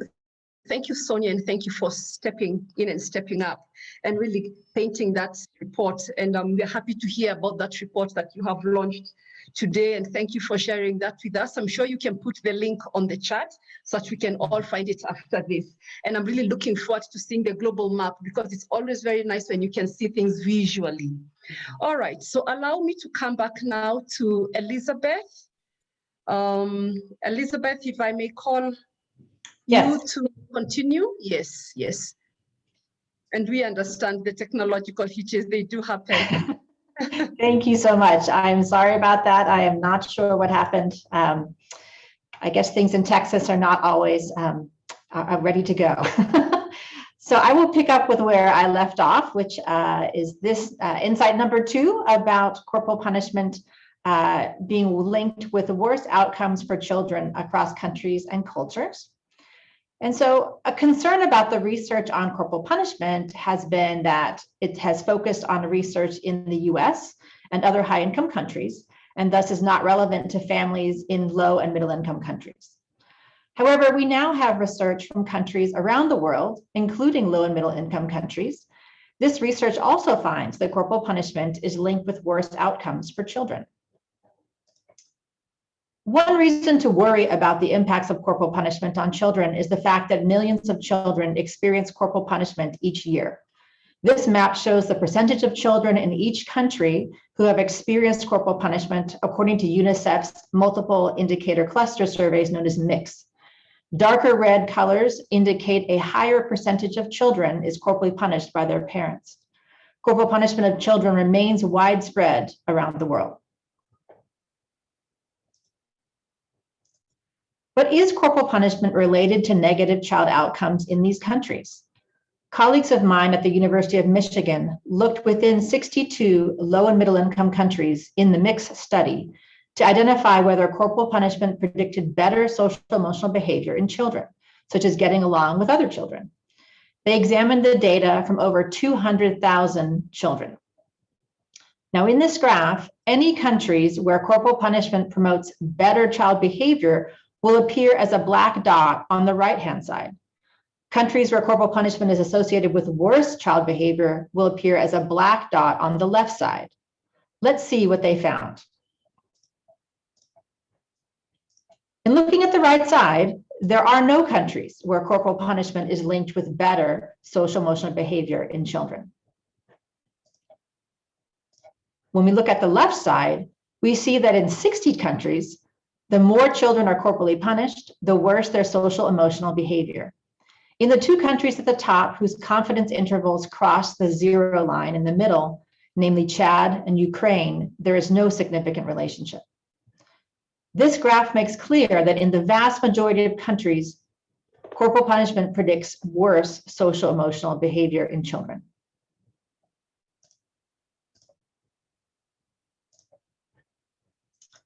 My colleagues and I did an in-depth study in a specific middle-income country, namely Colombia, and found that children exposed to corporal punishment very early in life exhibited significantly slower cognitive development over time compared to children who had not been corporally punished. This was true after taking into account several factors about the children, including their initial cognitive scores, their families, including family wealth and parent involvement, and their communities, such as levels of violence. And after using several econometric methods to increase our confidence that the associations were causal in nature.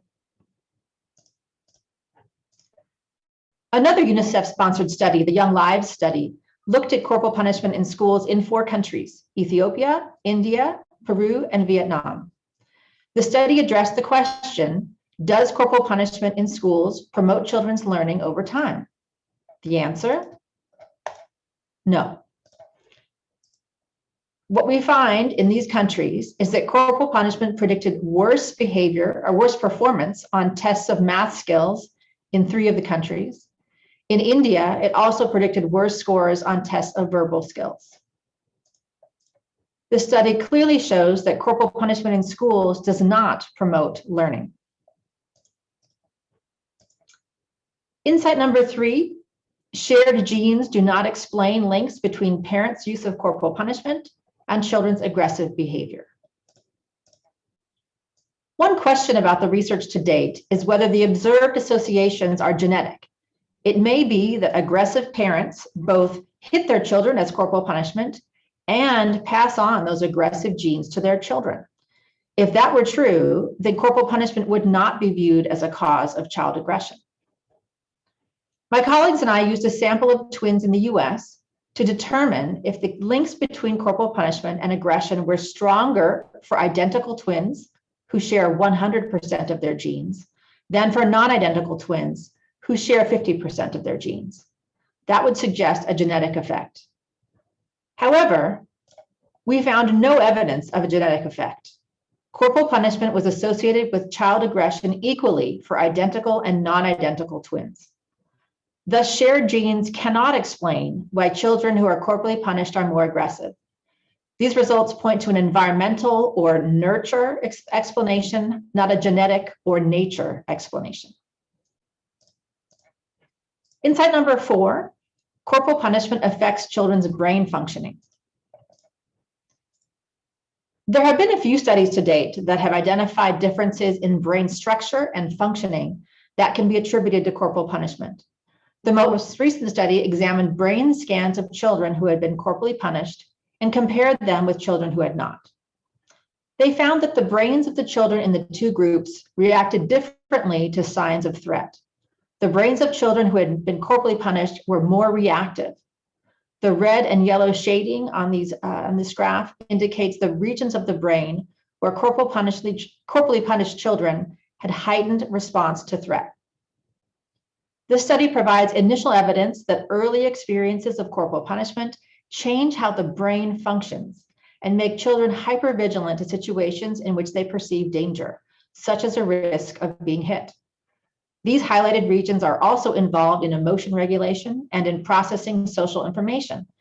Thus, these results suggest that corporal punishment may affect emotion regulation and the ability to interact appropriately with others.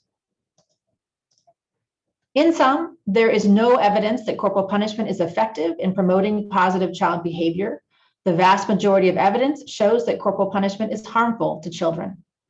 This accumulation of research provides clear support for prohibition on corporal punishment as a means of protecting children and promoting their well-being. Please feel free to contact me with any questions or if you would like a copy of this presentation or the research papers I discussed. Thank you so much.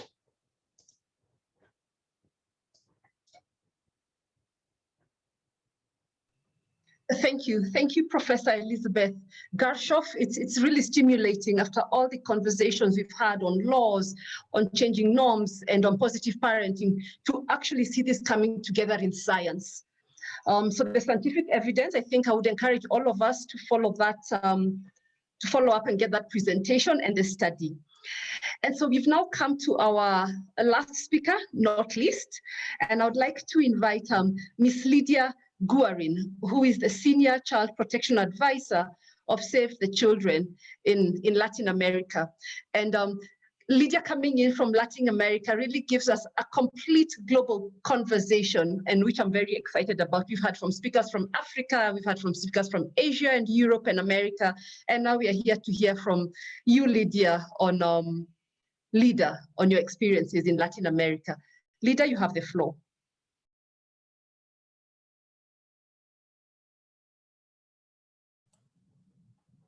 Lida, we can see your screen, Lida, but we cannot hear you yet. And your screen is blank, your screen share.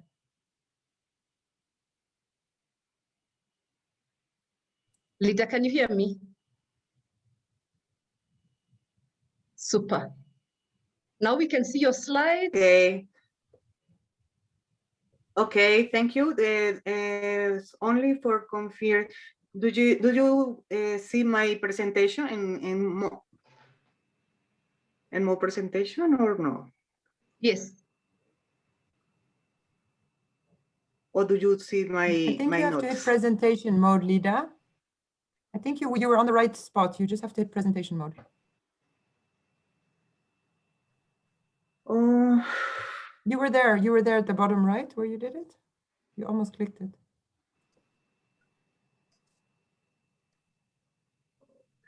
cool. No? No. If you want to begin, I can take the slides and present it. Yes. Yes. Oh, there, perfect. Okay. The problem is no, I know my notes. Un segundo, por favor. Now? No, Lida, would you like me to present? And then I have your slides. Please, please. Thank you. Okay, thank you. Buenos días, buenas tardes, buenas noches para todos. Okay, not sure. Okay, thank you. Okay, thank you. Buenos días, buenas tardes, buenas noches para todos. Es un placer escuchar tantas voces de inspiradoras en esta gran lucha para la prohibición del castigo corporal en el mundo. Estoy tan feliz como Seulín de poder hablar en mi idioma, así que me van a escuchar en español en esta conversación. Tengo un desafío importante y es el ser la última persona que va a hablar. Es quizás difícil hablar cuando todo se ha dicho, pero también me permite dar 3 ideas o 4 puntos clave que me gustaría dejar en sus mentes. Uno, compartirles los avances en la provisión y eliminación del castigo corporal de niños y niñas en Latinoamérica, pero también mencionar las deudas que tenemos con niños y niñas en Latinoamérica y el Caribe aún. Resaltar la importancia de poner en práctica la eliminación del castigo, resaltando la provisión legal, pero siempre acompañado de estrategias para el cambio de comportamiento. Siempre estas dos van de la mano como una forma de proponer soluciones. Y finalmente resaltar el rol de la sociedad civil y la importancia de involucrar a los niños y niñas en este gran movimiento. La siguiente diapositiva. Espero cumplir con las expectativas que tenía Joan de ver un mapa mundial sobre el tema de la prohibición. No, la anterior, por favor. Gracias. Latinoamérica es una de las regiones que ha tenido un importante avance en la prohibición legal. Ustedes pueden ver en los colores y quizás donde en estos países que no se encuentran en amarillo es donde aún los niños y las niñas no tienen una prohibición efectiva frente al castigo humillante y degradante, y los estados necesitan expresar esa prohibición. En los últimos, entre 2007 y 2009 empezó un movimiento por la prohibición legal en cabeza de Venezuela, Costa Rica y Uruguay en América Latina, y 14 años después se han sumado Argentina, Bolivia, Brasil, Honduras y Nicaragua, Perú y Paraguay. En los últimos meses celebramos el respaldo en Colombia a una ley que prohíbe los castigos y tratos humillantes y crueles a los niños y las niñas, y México con una modificación de la Ley General de Derechos a la Niñez, pero que ahora necesita ser ratificada, domesticada en los congresos estatales para que estas leyes se hagan locales y se prohíban los castigos corporales y humillantes para avanzar en una protección plena. Sumando a México, con esta salvedad que acabo de mencionar, 12 países en la región tienen legislaciones de prohibición en todos los ámbitos. Algunos países tienen prohibiciones en guarderías, en centros de acogida, en escuelas, en instituciones de cuidado alternativo, pero aún se necesita una transformación mucho más contundente para concretar esfuerzos de prohibición total. ¿Qué falta en la región? A pesar del avance, tenemos desafíos importantes con países como Panamá, República Dominicana, Ecuador y Chile, quienes se han comprometido con acelerar medidas legislativas de prohibición. Igual nos desafía El Salvador y Guatemala, donde iniciativas de prohibición no prosperaron. Pero necesitamos un mayor esfuerzo y una colaboración sólida y urgente en países que no han tenido un claro compromiso de reforma legal, especialmente en países del Caribe, que ustedes no van a poder ver dentro del mapa porque son países, son muy pequeños, generalmente insulares, donde todavía los niños tienen poca o ninguna protección legal contra los castigos violentos y muchos continúan sufriendo regularmente violencia y humillación en el hogar, en las escuelas y en los entornos. La siguiente diapositiva, por favor. Si bien nos sentimos muy orgullosos de este gran avance en la región, no podemos desconocer los aprendizajes del último año bajo el contexto de pandemia. Ya han sido mencionados por Joan y por otros conferencistas, y es que los datos recopilados en las medidas de confinamiento muestran un panorama absolutamente alarmante de la violencia de los niños y las niñas en los hogares. Durante las primeras semanas de la pandemia, las líneas de ayuda, por ejemplo en Colombia, aumentaron en un 142% de recepción de llamadas, mientras que en México las llamadas aumentaron en un 60% y en República Dominicana la línea de la mujer recibió 619 llamadas en 25 días de cuarentena. Como algunos estudios también lo han señalado, hay una prevalencia altísima de agresión física y 48% de agresión psicológica. Y esto ratifica lo que la evidencia nos ha señalado durante el camino hacia la provisión legal del castigo. La importancia de acompañar la provisión legal con políticas y soporte a padres y madres en buscando soluciones orientadas hacia disciplina positiva o crianzas sin violencia. La siguiente diapositiva, por favor. Entendiendo la importancia de acompañar estas reformas legales con un soporte a padres, la Fundación Pan y Amor, en el marco de la alianza con el programa de apoyo de la sociedad civil de Save the Children, hicimos un documento que está aún en edición sobre políticas y programas públicos nacionales y locales de apoyo a familias en sus roles de crianza. ¿Y qué encontramos? Encontramos que si bien existen políticas variadas en diferentes niveles de respuesta, incluyendo en países donde no hay reforma legal, estas políticas están alojadas en sectores de educación y salud generalmente, y no siempre están articuladas con estrategias de soporte económico familiar, por ejemplo, de entrega de dinero en efectivo o de beneficios universales, y que por lo general tienen mucha relación con políticas para primera infancia que nos hacen extensivos a otros grupos de edad. Pero encontramos que hay unas políticas, algunas a 2 años, a 10 años, pero que necesitan ser revisadas, y eso son una gran oportunidad, pero que aún necesitan ser revisadas y fortalecidas. Encontramos al menos 30 programas para apoyo a madres y padres en roles de crianza en la región. Muchos de estos programas son relativos a crianza y desarrollo integral de niños y niñas y adolescentes como un componente central, y se desarrollan desafortunadamente con limitaciones de cobertura ligados a las dificultades de presupuesto o incluso a las debilidades de articulación. Gran concentración de estos programas están dirigidos a poblaciones vulnerables, o sea que la cobertura no se hace extensiva al resto de la población, y es algo que podremos revisar.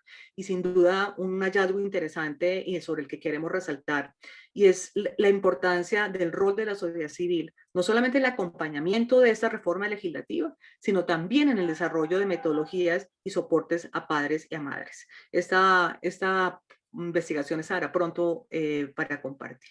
Siguiente, por favor. Encontramos varios aceleradores o impulsores y anclas sobre las que nosotros queremos que se pongan sobre la mesa y que podamos revisar. La siguiente, por favor. Algunas anclas que estamos encontrando que impiden y bloquean un avance hacia la prohibición legal del castigo corporal tiene que ver con estados frágiles y con estructuras políticas aún bajo modelos de asistencia, y en muchos casos de absoluto desconocimiento de los derechos de la niñez que no ponen el centro en los niños y las niñas. Y persiste una cultura del desconocimiento de estos derechos, del desarrollo infantil, de cómo piensan y sienten los niños, y eso se hace extensivo a las comunidades y a las familias donde la violencia sigue siendo normalizada. Otro de las anclas que bloquean este avance son algunos movimientos y grupos de tendencias regresivas que consideran que la provisión del castigo interfiere con la autoridad de los padres. Dichos grupos tienen representaciones legislativas y hacen oposición al avance en la provisión, entre otros temas, a garantías de derechos de niñez y adolescencia. Y un ancla que es bien importante en la región es la violencia generalizada. 2 de los países de Latinoamérica, El Salvador y Colombia, tienen las más altas tasas de homicidio, y adicionalmente sumamos una gran crisis migratoria en Venezuela y Centroamérica. Este dramático panorama de violencia no permite que la atención en un programa de origen como es el castigo físico reciba los esfuerzos y los compromisos necesarios y logre el respaldo adecuado. Esto es una realidad que tendremos que seguir navegando para un llamado a la provisión legal del castigo y lograr un compromiso firme a los estados. Seguir moviendo un compromiso hacia la provisión legal en un panorama tan complejo de violencia. Pero por fortuna tenemos varios impulsores o aceleradores dentro de la región, una sociedad civil a nivel regional comprometida y una sociedad en los países, sociedad civil que ha sido impulsora y redactora y apoyo a proyectos de ley, pero también hemos encontrado una sociedad civil a nivel regional, como es el Movimiento Mundial para la Infancia, capítulo Latinoamérica y el Caribe, que ha permitido acompañar las directrices para una política de promoción de buenos tratos y prevención con Mercosur. Ha desarrollado unos documentos de posición que alimentan y alientan a los estados a la provisión legal, entre otros. Y también tenemos una sociedad civil que tiene prácticas prometedoras y metodologías y estrategias para acompañamiento a padres sobre diferentes temas. Quiero resaltar, desde Save the Children ponemos a servicio de cada uno de los países nuestro enfoque de crianza sin violencia, basado en las mejores prácticas que permite trabajar con padres, con madres, con comunidades, con niños, con niñas, con Estado y con las familias en general para lograr una disciplina sin violencia. Quiero resaltar dos experiencias, seguramente hay muchas más, pero dos experiencias bien importantes que tenemos en la región, una de paz de socios nuestros en Paz Esperanza en Perú, que han hecho un trabajo sobre disciplina positiva basada en la cotidianidad con migrantes, familias migrantes venezolanas en contextos de pandemia, y quiero resaltar algo que está recién salido del horno y es una campaña que Paniamor está impulsando sobre zonas libres de castigo y trato humillante para crianza respetuosa. Y no puedo dejar de mencionar una gran oportunidad para acelerar la provisión legal, pero también el cambio de comportamiento, y es la implementación en la región de las estrategias Inspire and Aspire. En especial, esas estrategias que tienen que ver con soporte a padres en crianza en conjunto con las otras estrategias, donde tenemos grandes esperanzas en los planes de acción de los países Pathfinder. Finalmente, para cerrar, no puedo cerrar sin resaltar y hacer un llamado a la acción y una invitación, siguiente diapositiva por favor, a seguir trabajando juntos a nivel internacional y regional y nacional y local, pero en especial involucrar a los niños, las niñas, y así poder asegurar un avance no solo en leyes, sino también en cambios reales para todos. Cada una, la participación de ustedes, sus voces inspiran y alimentan a seguir este gran movimiento, y sentirse acompañado es reconfortante. Es posible que los niños y las niñas puedan crecer y vivir sin la violencia como una opción. Muchísimas gracias.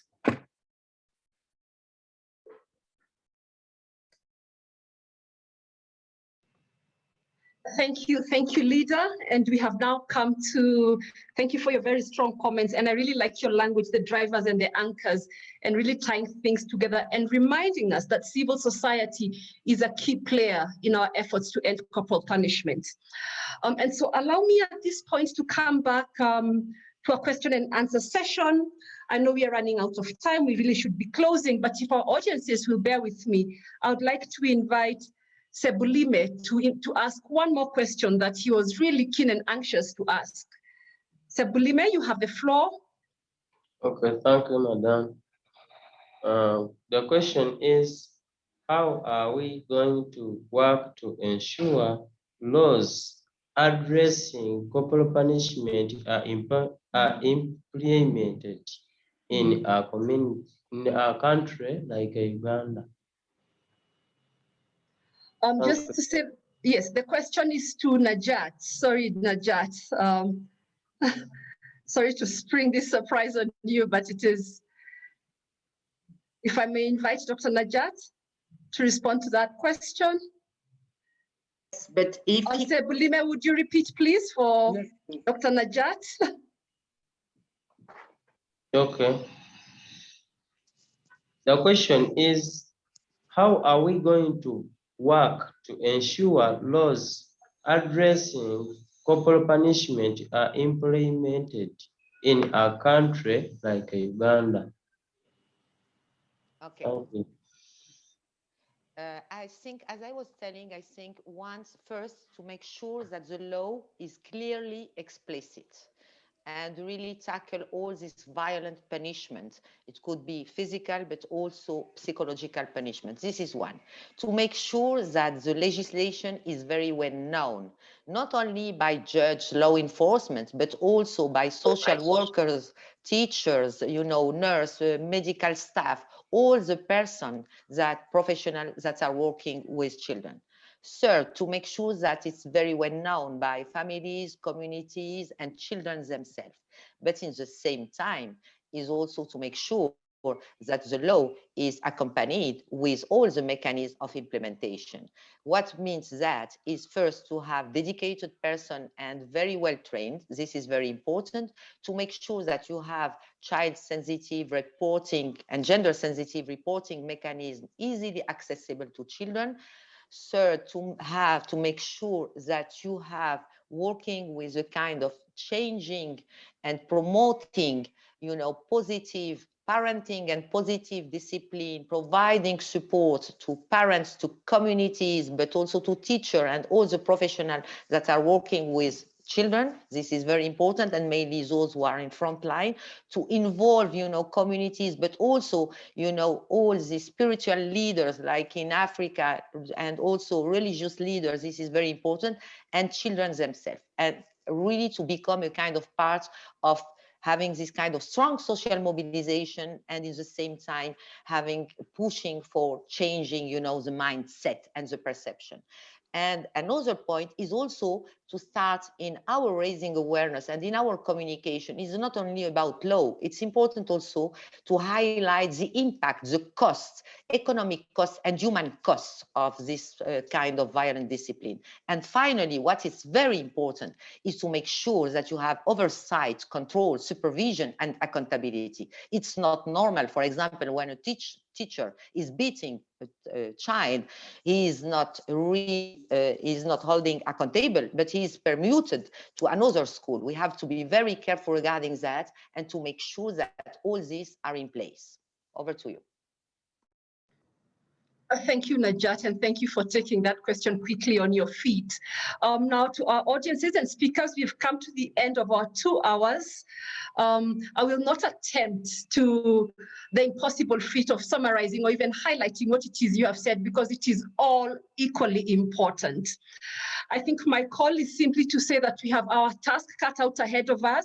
There are 62 countries so far which have prohibited corporal punishment, but we need to see that number going up. So my call is to all of you to really step up and keep doing what you're doing together with your local actors and to call on our governments to do only 2 things: to take the step to enact the laws that prohibit corporal punishment, and second, to implement the practical measures that go into enforcing this law to make sure that children are safe in all settings. And so before we close, thank you to our audiences, thank you to all our speakers, thank you to our sponsors, and we look forward to you joining us again on the 4th of June, when we will continue these conversations, and then we will be talking about the practical solutions to eliminating corporal punishment.